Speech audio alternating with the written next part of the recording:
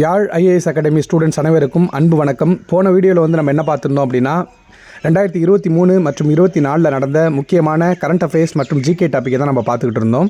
அதில் அந்த வீடியோடைய எண்டில் வந்து பார்த்திங்கன்னா லைட்டாக கட்டாக இருந்துச்சு. அதனால் அதை வந்து பார்த்துட்டு அதுக்கப்புறம் இன்றைக்கான கேள்வி வந்து நம்ம ஸ்டார்ட் பண்ணிடலாம். கடைசி வீடியோ என்ன கட்டாக இருந்துச்சு அப்படின்னா இந்தியாவில் நடந்த மிகப்பெரிய சைக்ளோன், அதாவது சூறாவளி வந்து நம்ம பார்த்துக்கிட்டு இருந்தோம். அதில் ஃபஸ்ட்டு என்ன அப்படின்னு பார்த்தீங்கன்னா மோச்சா அப்படிங்கிற வந்து ஒரு சூறாவளி புயல். ஓகேங்களா, இந்த மோச்சா வந்து பார்த்திங்கன்னா இதுக்கு மோச்சான்னு பேர் வச்சது எந்த நாடு அப்படின்னா ஏமன் அப்படிங்கிற நாடு தான் மோச்சா அப்படிங்கிற பேரை வச்சுது. அதுக்கப்புறம் பிபார்ஜாய் அப்படிங்கிற ஒரு சூறாவளி, பிபார்ஜாய் அப்படிங்கிற ஒரு சூறாவளி இதுக்கு பேர் வச்சது எந்த நாடு அப்படின்னா பங்களாதேஷ். இந்த பிபார்ஜாய் புயல் வந்து பார்த்திங்கன்னா பங்களாதேஷ் தான் பேர் வச்சுது. அதுக்கப்புறம் தேஜ் அப்படிங்கிற ஒரு புயல் வந்து வந்துச்சு, சூறாவளி புயல். இது வந்து இந்தியா தான் பேர் வச்சுது. தேஜ் புயலுக்கு தேஜ் அப்படின்னு பேர் வச்சது யார் அப்படின்னா இந்தியா தான் பேர் வச்சாங்க.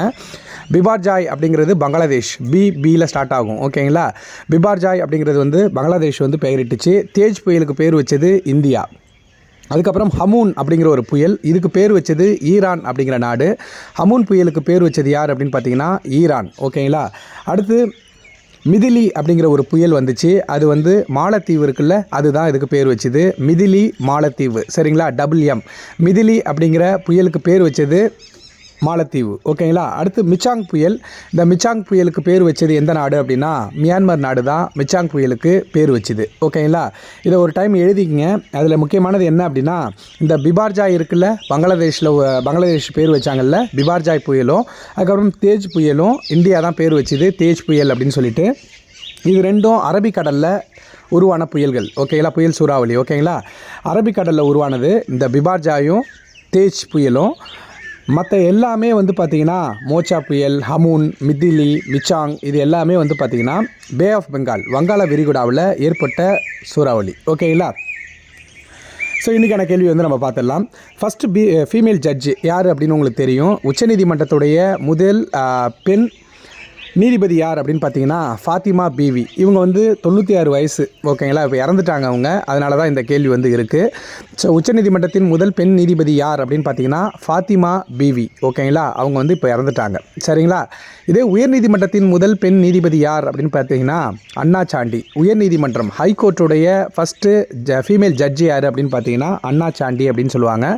உச்சநீதிமன்றம் அப்படின்னா ஃபாத்திமா பீவி. ஓகேங்களா, இந்த உச்சநீதிமன்றம் எப்போது உருவானது அப்படின்னு பார்த்தீங்கன்னா 1950 ஜனவரி 28 வந்து பார்த்திங்கன்னா உருவாயிருக்கும்.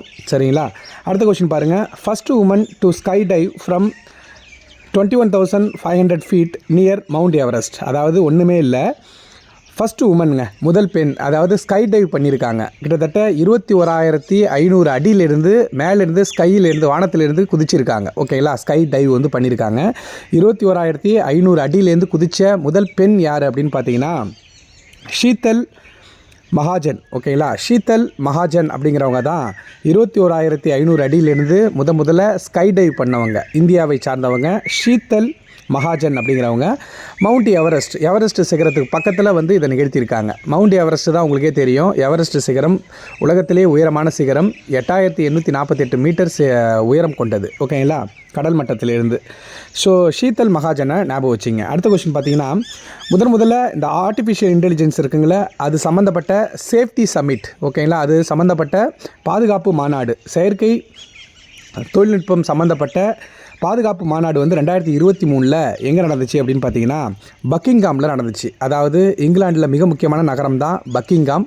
இந்த பக்கிங்காமில் தான் இந்த செயற்கை தொழில்நுட்பத்தை அது சம்மந்தப்பட்ட பாதுகாப்பு சம்மந்தப்பட்ட மாநாடு வந்து பார்த்திங்கன்னா பக்கிங்காமில் நடந்துச்சு, அதாவது இங்கிலாண்டில் நடந்துச்சு. தெளிவாக பார்த்துங்க, ஆர்டிஃபிஷியல் இன்டெலிஜென்ஸ் சேஃப்டி மாநாடு. அடுத்து பார்த்திங்கன்னா மிக முக்கியமான கேள்வி, சில்கியாரா பார்கூட் அப்படிங்கிறது வந்து இந்த சுரங்கம் எங்கே இருக்குது அப்படின்னா உத்தரகாண்டில் இருக்குது. சில்கியாரா பார்கூட் அப்படிங்கிற சுரங்கம் உத்தரகாண்டில் வந்து இருக்குது. இது ஏன் அப்படின்னா கிட்டத்தட்ட 41 ஊழியர்கள் வந்து அதில் வந்து மாட்டிக்கிட்டாங்க அந்த சுரங்க பணியில். இதை ஹைதராபாத்து தான் வந்து பார்த்திங்கன்னா ஹைதராபாத் பேஸ்டு கம்பெனி நவயோகா அப்படிங்கிற ஒரு கம்பெனி தான் இதுக்கு கான்ட்ராக்ட் எடுத்து பார்த்துக்கிட்டு இருந்துச்சு இந்த வேலையில். இந்த சில்கியாரா பார்கூட் சுரங்கம் உத்தரகாண்டில் இருக்குது. இதில் கிட்டத்தட்ட ஒரு 41 ஊழியர்கள் வந்து பார்த்திங்கன்னா அந்த சுரங்கம் பணி அப்போ மாட்டிக்கிட்டாங்க. நவயோகா என்ஜினியரிங் லிமிடெட் இதுதான் வந்து ஹைதராபாத் பேஸ் பண்ண கம்பெனி, இதுதான் அதுக்கு வந்து கான்ட்ராக்ட் எடுத்துருந்துச்சு. அடுத்து பார்த்தீங்கன்னா பிரைம் மினிஸ்டர் மோடி வந்து பார்த்தீங்கன்னா 2 திட்டத்தை அறிவிச்சிருக்காரு. அது என்ன அப்படின்னு பார்த்தீங்கன்னா இந்த ட்ரைபல் குரூப் இருக்காங்கல்ல, பழங்குடி மக்கள், அவங்கள வந்து பாதுகாக்கணும் அப்படிங்கிறதுக்காக பிரைம் மினிஸ்டர் PVTG மிஷனை வந்து ஆரம்பிச்சிருக்காரு. அதுக்கப்புறம் பாரத் சன்கல்ப யாத்ரா